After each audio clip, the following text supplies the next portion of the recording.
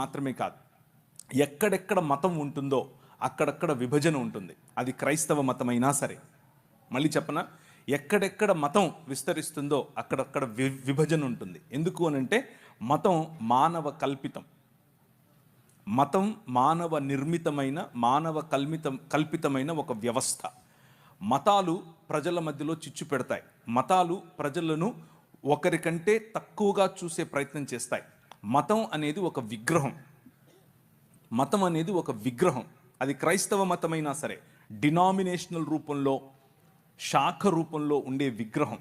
ఆ విగ్రహం ఎదుటి మనిషిని మనిషిగా గుర్తించటానికి, నా శాఖలో లేకపోతే, నా బాటలో లేకపోతే ఆ మనిషి మనిషే కాదు, ఆ మనిషిని నేను ప్రేమించక్కర్లేదు, ఆ మనిషిని నేను దూరం ఉంచాలి అన్నటువంటి వ్యవస్థ మత వ్యవస్థ. ఆ మత వ్యవస్థ భారతదేశంలో మాత్రమే కాదు, ప్రపంచ యావత్తూ ఉంది.